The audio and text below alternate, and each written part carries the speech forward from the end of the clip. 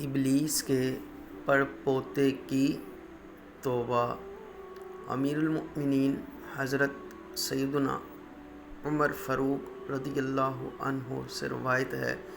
کہ ایک دن ہم نور کے پیکر، تمام نبیوں کے سرور، دو جہاں کے تاجور، سلطان بحر و بر صلی اللہ علیہ وآلہ وسلم کے ہمراہ کوہ تمامہ پر بیٹھے تھے۔ اچانک ایک بوڑھا ہاتھ میں عصا لیے ظاہر ہوا اور اس نے رسول الثقلین رحمت کونین صلی اللہ علیہ وآلہ وسلم کی بارگاہ میں سلام عرض کیا۔ آپ صلی اللہ علیہ وآلہ وسلم نے جواب مرحمت فرمایا اور ارشاد فرمایا، اس کی آواز جنات جیسی ہے۔ آپ صلی اللہ علیہ وآلہ وسلم کے استفسار پر اس نے بتایا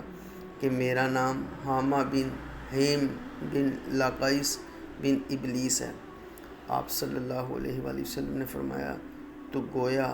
تیرے اور ابلیس کے درمیان صرف دو پشتیں ہیں۔ سرکار صلی اللہ علیہ وآلہ وسلم نے اس کی عمر پوچھی تو عرض کی، جتنی دنیا کی عمر ہے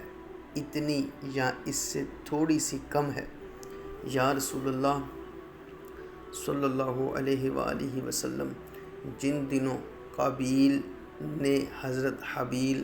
رضی اللہ عنہ کو شہید کیا تھا، اس وقت میں چند برس کا بچہ ہی تھا،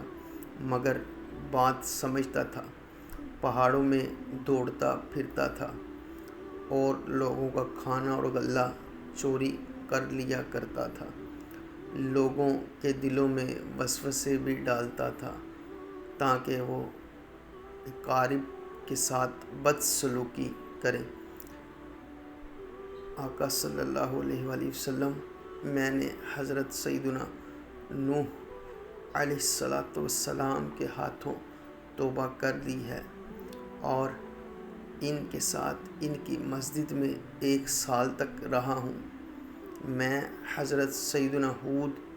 حضرت سیدنا یعقوب اور حضرت سیدنا یوسف علیہ السلام کی مقدس صحبتوں سے مستفیض ہو چکا ہوں اور ان سے تورات سیکھی ہے، اور ان کا سلام حضرت سیدنا عیسیٰ روح اللہ علیہ السلام کی خدمت میں پہنچانے کا شرف حاصل کیا ہے۔ یا سید الانبیاء صلی اللہ علیہ وآلہ وسلم، حضرت سیدنا عیسیٰ روح اللہ علیہ السلام نے فرمایا تھا کہ اگر تجھے نبی آخر الزماں محمد الرسول اللہ صلی اللہ علیہ وآلہ وسلم کی زیارت کا شرف حاصل ہو تو میرا سلام ان سے عرض کرنا۔ سو سرکار صلی اللہ علیہ وآلہ وسلم اب اس امانت سے سبکدوش ہونے کا شرف حاصل ہو رہا ہے، اور یہ بھی آرزو ہے کہ مجھے آپ اپنی زبان حق کے ترجمان سے کچھ کلام الہی عز و جل تعلیم فرمائیے۔ سرکار نامدار صلی اللہ علیہ وآلہ وسلم نے